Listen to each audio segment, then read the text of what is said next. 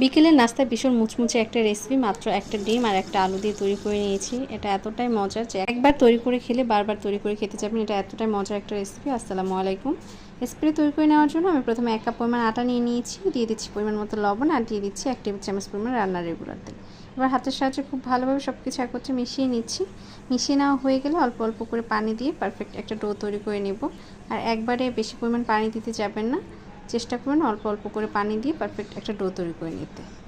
খুব বেশি সফটও না আবার অনেক বেশি হার্ডও না, এরকম একটা ডো তৈরি করে নিয়েছি। এবার এটাকে আরেকটু মথে নিয়ে আমি এ থেকে 2টি লেচি কেটে নিব। এই 2টা লেচি দিয়ে আমি 2টা রুটি তৈরি করে নিব। এবার এই 2টাকে একটা সাইডে রেখে আমি এর ভিতরে যে পুরটা দেব সেটাকে রেডি করে নিচ্ছি। এর জন্য প্রথমে একটা ডিম নিয়ে নিয়েছি আর ডিমটা গ্রেটারের সাহায্যে খুব ভালোভাবে গ্রেট করে নিয়েছি। আর নিয়েছি একটা বড় সাইজের আলু সিদ্ধ করে নিয়েছি, পেঁয়াজ কুচি, কাঁচামরিচ কুচি, চাইলে চিলি ফ্লেক্সটাও দিতে পারেন যদি ঝাল বেশি পছন্দ করেন। আর দিয়েছি গরম মশলা গুঁড়া, দিয়েছি একটা চাট মশলা, আর দিয়েছি পরিমাণ মতো লবণ। এবার সব কিছু একত্রে খুব ভালোভাবে মিশিয়ে নেব। মিশিয়ে নেওয়া হয়ে গেলে আগে থেকে যে লেচিগুলো কেটে রেখেছিলাম সেটা দিয়ে রুটি তৈরি করে নিয়েছি। একদম মোটাও না আবার পাতলাও না, এরকম একটা রুটি তৈরি করে নিয়েছি। এবার যে পুরটা রেডি করে রেখেছিলাম সেটা এর মাঝে অল্প অল্প করে দিয়ে চামচের সাহায্যে ছড়িয়ে নিচ্ছি। চাইলে এই কাজটি হাতের সাহায্যে করে নিতে পারেন, তবে চামচের সাহায্যে করে নিলে খুব সুন্দরভাবে ছড়িয়ে নেওয়া যায়। যখন ছড়িয়ে নেওয়া হয়ে যাবে তখন এটাকে ভাঁজ করে নেব। পুরোটা এর মাঝে দেওয়া হয়ে গেছে, এবার এটাকে ভাঁজ করে নিচ্ছি। আর এই কাজটা আমি কীভাবে করে নিচ্ছি সেটা দেখেই বুঝতে পারছেন। খুবই সহজ এই নাস্তাটা তৈরি করে নেওয়া, আর ডিজাইনটা তৈরি করাও খুব সহজ, যে কেউ চাইলে এটা তৈরি করে নিতে পারবেন। প্রথমে এটাকে রোলের মতো ভাঁজ করে নিচ্ছি, এরপর এই 2টা কোণা কেটে নেব।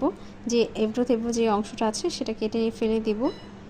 এরপর ছোট ছোট পিস করে কেটে নেব।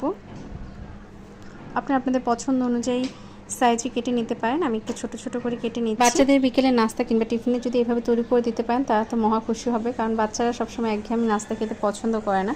তাই তাদের এক এক সময় এক এক রকম নাস্তা তৈরি করে দিলে তারা ভীষণ খুশি হয়। তাই আমি এক এক সময় এক এক রকম করে চেষ্টা করি নাস্তা তৈরি করে দিতে। দেখি বুঝতে পারছেন কি সহজে ডিজাইনটা করে নিচ্ছি।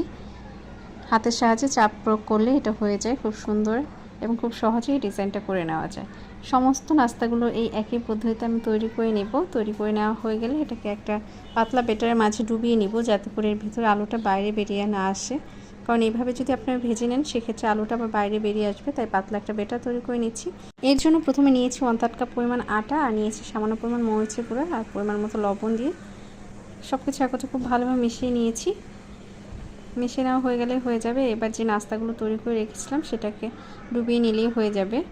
এবার এগুলোকে ভেজে নেওয়ার পালা। ভেজে নেওয়ার জন্য চুলায় একটা প্যান বসিয়ে তাতে পর্যাপ্ত পরিমাণ তেল দিয়ে, তেলটা যখন গরম হয়ে এসেছে সেই পর্যায়ে এক এক করে ছেড়ে দিয়ে ভেজে নিলেই হয়ে যাবে। আশা করছি আজকের রেসিপিটি আপনাদের ভালো লেগেছে। আল্লাহ হাফেজ।